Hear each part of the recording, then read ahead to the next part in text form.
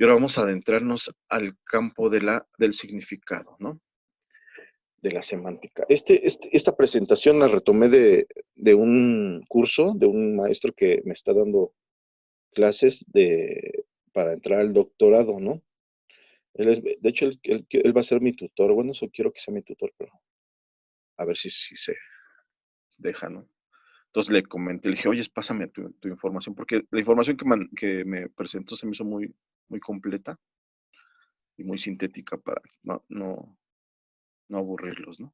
Entonces tenemos aquí, bueno, se llama César Antonio Aguilar, es lingüista también, estudió en la Facultad de Letras de la UNAM y, y pues ahí está él trabaja en Venezuela, ¿no? Da cursos en línea. Bueno, en ese sentido, espérenme, a ver, ¿qué pasa aquí? Bueno, entre los avances que pudimos observar dentro de lo que trabaja Saussure y que se nos hace súper importante en el sentido de que, espérenme, ahí está.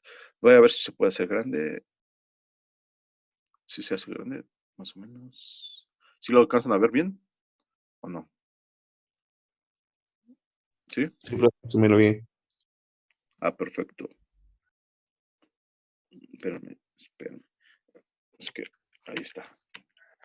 Bueno, entonces el concepto que nos dice Saussure está planteado que define dos elementos, una unidad que es la parte psíquica, que está compuesta por dos partes, ¿no? Una parte que es el concepto y la otra parte es la imagen acústica, ¿no? Entonces, esos son los dos elementos principales que nos va a decir dentro de su texto Saussure y lo esquematiza de esta forma, ¿no? Tenemos una imagen acústica y un concepto, ¿no? Aquí, ¿dónde pondrían ustedes el significante y el significado? Antes de que sigamos. A ver, jóvenes. ¿Sí El están poniendo? significante iría en la imagen acústica y el significado en el concepto. Muy bien, sí, sí, así es.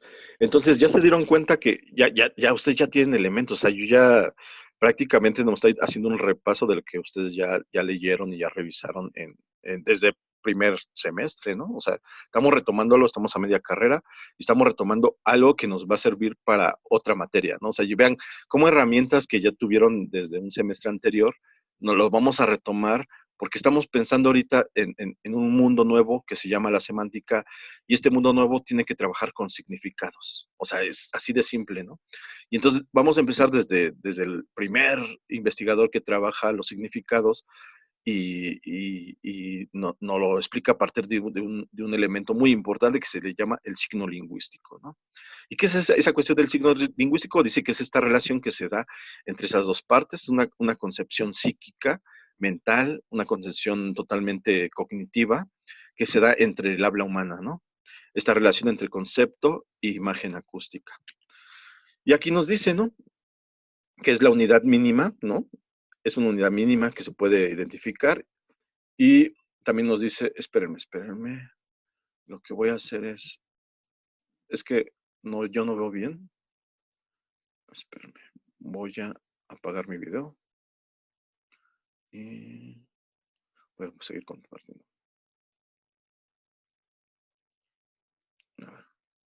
Bueno, entonces tenemos aquí lo que nos había comentado, el significado. Aquí tenemos el referente, que ya cuando estamos hablando de referente, estamos hablando de parte del significado, ¿no? Y tenemos lo que podemos nosotros ya empezar a enunciar con diferentes sonidos, que esta es la imagen acústica, que tenemos un sonido M, un sonido E, un sonido fricativo S y otro sonido vocálico A.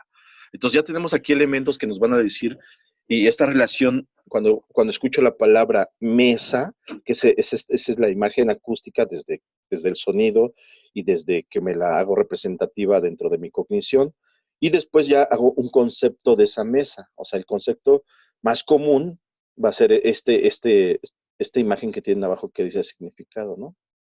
Entonces, estos son los rasgos principales que puede tener cualquier dato, ¿no? Un dato en términos lingüísticos, ¿no? Entonces, una unidad mínima que puede estudiar la lingüística, o sea, podemos estudiar unidades mínimas, y en este caso sería el significado y el significante, que sería el signo lingüístico, y se puede individualizar y contabilizar. Y también el signo lingüístico puede ser arbitrario, ¿no? ¿Por qué? Porque nosotros, o sea, nosotros como humanos podemos nombrar un buen de elementos de la naturaleza y es de forma arbitraria, ¿no? O sea, y va a ser dependiendo la cultura y dependiendo la lengua, ¿no? O sea, va a ser, la arbitrariedad va a depender de eso, ¿no? Entonces, también puede tener un valor universal porque hay muchos elementos que vemos en el mundo. O sea, en el mundo podemos observar muchos signos, signos de tipo lingüístico que pueden ser universales y que podemos ver en todas las culturas, ¿no? Por ejemplo, podemos ver el sol, podemos ver el cielo, podemos ver, no sé, el agua, ¿no? Entonces, ya nos queda un poquito de tiempo. Ay, bueno, continuando con esto. Otro de los aportes que nos habla también Saussure en esta propuesta, Saussure, que dice que, ¿qué es el lenguaje, no? Y entonces algo bien importante que después de que define qué es el signo lingüístico, nos dice, sin más rodeos, nos dice que se trata de un sistema de signos lingüísticos. O sea, vean, o sea, el lenguaje, o sea, nosotros para referenciar diferentes cosas del mundo, entonces utilizamos diferentes signos, o sea, diferentes elementos lingüísticos, signos lingüísticos, y estos signos los tenemos que organizar de forma sistemática, ¿no? Y ese es el sistema que dice, pues el lenguaje, o sea, en todas las culturas hay lenguaje y hay diferentes signos lingüísticos y están organizados a través de sistemas, ¿no? Así de simple, ¿no? Y este planteamiento es simple, ya que si el objeto de estudio de la lingüística es el signo lingüístico, entonces la suma de todos los signos podemos reconocer en un idioma que nos dé un modelo del mismo, o sea, todos los signos nos van a hacer referencia a un lenguaje, a una lengua, ¿no? Este modelo es sistemático y opera en reglas específicas, ¿no? Entonces empieza a organizar, empieza a ver que hay un orden dentro de estos sistemas de signos y que podemos observarlos en las diferentes culturas, ¿no? Entonces, eso fue como un hallazgo muy importante de Saussure y nosotros lo podemos, lo podemos empezar a encontrar en las diferentes culturas, ¿no? Y después hay otro, un cuarto aporte que empieza a decir, ligando las dos propuestas, tanto del sistema de signos como el signo lingüístico, plantea que hay una idea que da origen a esta famosa dicotomía entre lengua y habla. Y esto es súper importante. ¿Por qué?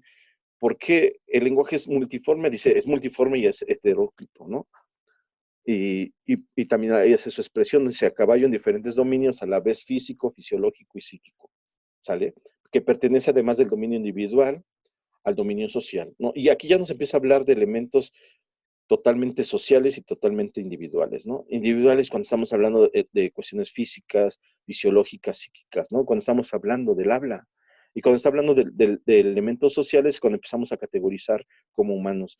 Categorizamos los elementos de la naturaleza, podemos categorizar cómo decir fuego, cómo decir agua, cómo decir tierra, cómo decir, y esos son elementos significativos dentro de un sistema lingüístico de una lengua. Entonces, eso es lo que empieza a identificar, que uno es a través de la lengua y otro es a través del habla, ¿no? Y eso lo podemos emitir a través de nuestras imágenes acústicas que están dentro de la misma habla, ¿no? Entonces, hay una cosa que no se separan, es una dicotomía, pero que también está intrínseca, ¿no? Y hace esto, ¿no? Nos detenemos un poco a ver esta tercera idea que dice que resulta que todo lenguaje puede ser dividido en dos partes. Entonces, el lenguaje en general, lo podemos, por eso dice que es multiforme y es heteróclito. Tenemos aquí lengua y tenemos habla, ¿no? Lengua es social, es esencial, es homogénea y es psíquica.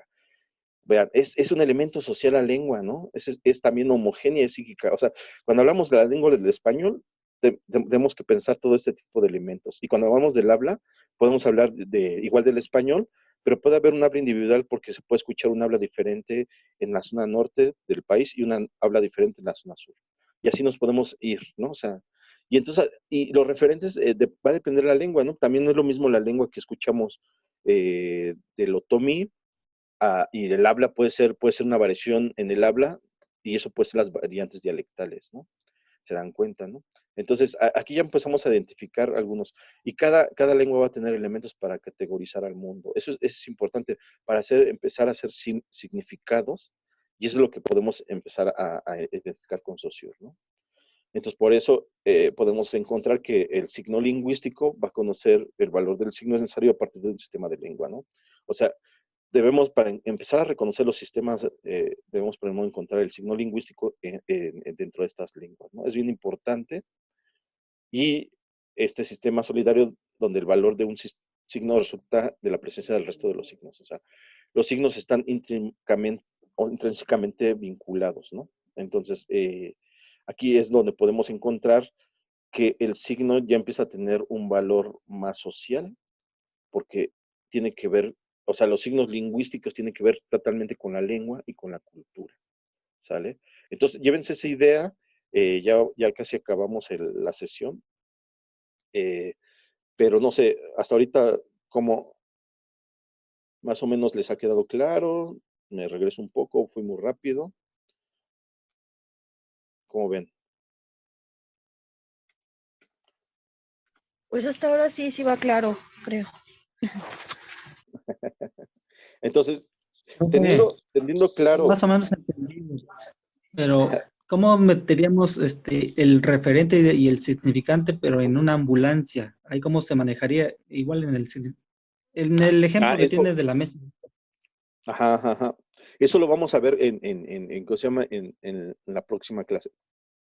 Pero ahorita yo lo que quiero es que, o sea, estamos viendo una dicotomía, estamos viendo como dos elementos que Saussure mete así como dentro del signo y, y que no se les debe de quedar claro, o sea, no se les debe de olvidar, debes de quedarles muy claro, en el sentido de que, por ejemplo, cuando dice que hay un significante y hay un significado, me está dividiendo el signo lingüístico en dos elementos, ¿no? O sea, dos elementos principalmente.